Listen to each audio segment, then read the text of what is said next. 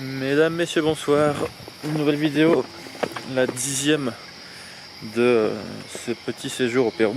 Petit séjour, c'est un grand mot. Aujourd'hui, c'est une vidéo un peu spéciale, entre guillemets. Ça fait longtemps que j'ai pas fait de... Vous ne voyez rien, on va montrer le chemin. Ça fait longtemps que j'ai pas fait de vidéo de nocturne. Quand je vais en forêt, je trouve des bêtes. Et donc du coup, je me suis décidé à faire ça, sauf que je vais faire une compile de vidéos. C'est-à-dire qu'au fil de mes voyages, au fil de mes sorties nocturnes, j'ai fait des petites vidéos de bêtes sympas que j'ai vues, mais c'était pas assez. Enfin, le contenu n'était pas assez intéressant pour faire des vidéos. Et là, je commence à avoir une bonne base de vidéos avec des serpents, des grenouilles et autres. Et je me suis dit, pourquoi pas mettre ça, faire une sorte de compile de vidéos.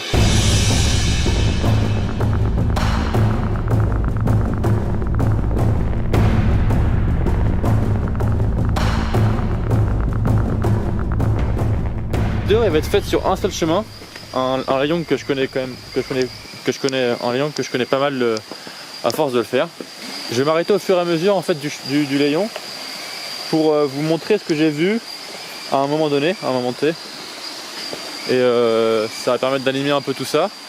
Et si à l'occasion on trouve des bêtes, et bah je vous filmerai tout ça aussi. Allez, à tout de suite. Alors on vient faire quelques dizaines de mètres et on arrive au premier endroit très intéressant. Donc c'est juste une cabane a priori, mais exactement à cet endroit là on a trouvé à l'époque, il y a quelques semaines de ça, ici même où je mets ma main, un serpent jaco, autrement dit Bothrops belinata. Bon, première sortie. Il s'appelle comment en Guyane celui-là? Jaco, serpent jaco. Serpent jaco. Grasse jaco ou serpent jaco. Ah ouais. Par contre, j'ai pas tenu de fait qu'un serpent. Et voilà. Essayez de ne pas vous faire mal. Regardez-moi cette beauté. J'ai pas envie de toucher ça. Bothrops belinata, première serpent de la soirée, qui est absolument par terre et absolument in situ. Magnifique. Magnifique. Et ici même, alors on est sur une petite cabane forestière, c'est très bizarre, on a trouvé, pour cette casserole là, un Bothrops taeniatus. Donc encore un Bothrops, donc c'est un serpent qui est aussi venimeux et qui est d'habitude de canopée. Voilà, après 3 minutes. On vient d'arriver à l'instant sur le spot, on a vu un petit gecko, et là on lève la tête, on regarde juste derrière nous et là, Bim. bim, une putain de taeniatus in situ sur une casserole on dirait. Sur une casserole, donc là c'est du macro mais bon, on est au-dessus d'un carbet là, c'est tout vert, c'est tout bâcheux. Et ça les gars, ça les amis, ça s'appelle la tuerie du siècle. Voilà, c'est absolument une coche, plus qu'une coche, une observation absolument incroyable. En ce moment on est en mode gros chanceux. Regardez-moi ça putain, in situ c'est une tuerie. Et donc difficile à observer, mais ce soir là en question il était juste là sur cette bâche bleue, assez incroyable d'ailleurs. Et du coup c'était incroyable de le voir ici simplement. Très très belle bête et très beau serpent. Ça c'est pas une belle bête. Elle est belle mais elle est pas gentille.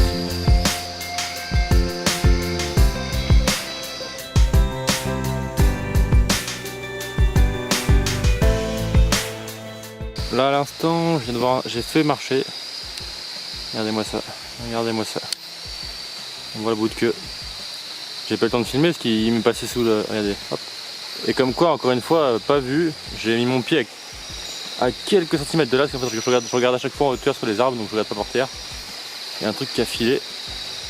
Mais bon, comme on dit, comme le plus souvent, c'est très rarement un serpent agressif. J'ai rarement vu. Regardez-moi ça. Hop là. Hop. Regardez ça. Il est pas magnifique? Putain, il est absolument énorme. Là, on voit bien la tête là. Regarde. Écoutez, ah bah. Il y a la queue qui frétille. Vous voyez ça là? Bah il bouge plus. Et regardez ça. Oh le con. Putain, beau bestial. Beau boudin. Allez, on continue. Bon en fait je viens de quitter à peine la Trox. On s'arrête ici. Ici il y a une petite rivière très sympathique. Et il y a quelques semaines de ça, à ce même endroit sur une branche, J'avais vu un... Bon les amis, je suis absolument fou. On part sur une sortie nocturne totalement improvisée. Comme pour l'instant il y a trop de nuages et pas d'étoiles. Et là, regardez bien, bon ça va parler à personne, pas grand monde en tout cas. Regardez-moi ça, je suis juste fou. J'en pleure presque quoi. Regardez-moi cette tuerie. Regardez-moi ça, une hémifractus. Regardez-moi ça, regardez-moi ça, regardez-moi ça. Avec ces deux pics là. Là. Vache, oh, le con. Ça saute dans la flotte. Ouf. Regardez-moi ça. Regardez-moi ça, ces crêtes osseuses là. Ouah. Et là pour information, la maman en fait elle pond les œufs sur le dos. Et c'est en éclosion directe, ça veut dire qu'il n'y a pas de tétard, c'est déjà des grenouilles quand ils sortent. Ouah. Regardez-moi cette bête. Elle est monstrueuse. Elle est monstrueuse. On arrive doucement vers la rivière principale. Mais juste avant cette rivière là, on retrouve pas mal de broméliacées. Pour ceux qui ne savent pas, une broméliacée c'est une plante qui vit dans les arbres, sur les troncs des arbres. Et souvent en canopée, donc en hauteur. Elle n'a pas besoin de substrat, elle n'a pas besoin de terre pour vivre. Et celle-là, on y arrive, elle est bien belle. Elle est bien belle parce que déjà elle est en fleurs, c'est beau. En plus de ça, dans cette belle plante vit une grenouille. N'est-ce pas incroyable? Et en plus de ça, c'est une grenouille venimeuse. Alors je garantis pas qu'on la voit. Elle n'est pas là tous les jours. Elle est peut-être en chasse. Donc c'est une grenouille. En fait, la grenouille elle vit dedans, elle se protège. Le soir, elle va s'alimenter et en fait, elle met ses œufs. Là, on voit qu'il y a un peu d'eau là. Et en gros, elle met ses œufs dans l'eau là. Et après, elle se développe. Et le mâle va, si j'ai pas de bêtises, va ramener des œufs non fécondés pour nourrir les tétards. Donc voilà. Putain, on croirait presque pas du in situ quoi. Ça, c'est un crabe Everest qui se passe actuellement.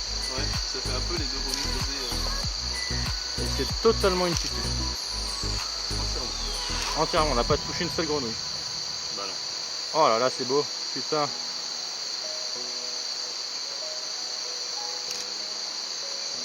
Ah, comme tu regardes, c'est bon. Mais oui. Ah, hop là, ça sont saute. là. Ah, putain, elle a un beau ventre aussi. C'est trop bon, ça fait ça. Donc il y a quelques semaines, quand je suis venu voir la mare et la faune qui y vit, je suis tombé exactement ici. Voilà. Le 50 mm, ça le fait pas. Voilà. Ici même sur un autre Botrops Taeniatus qui était lové sur ce type de branche. Je monte le chemin, je vois une boule jaune. Qu'est-ce que c'est que ça? You're not dreaming, guy. Je suis absolument dingue, mais je suis d'une folie, mais absolument incroyable. J'en reviens pas.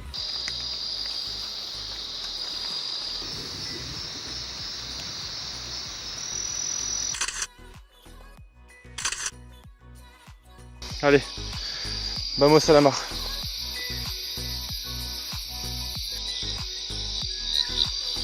On peut déjà observer quelques grenouilles qui chantent. Je prends, voilà. C'est pas trop mignon ça? Un magnifique Amplexis d'Aglecnis ouli. Vraiment une superbe espèce.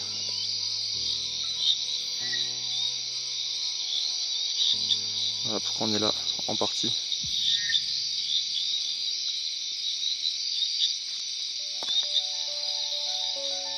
Et la nuit elle dort sous les feuilles.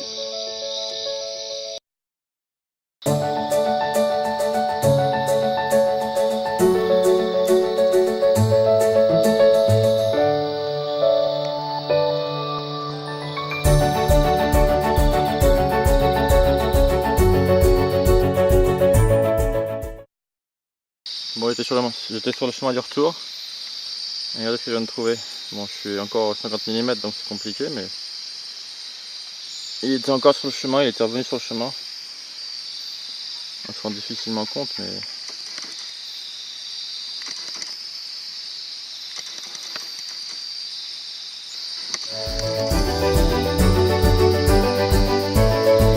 belle bestiole.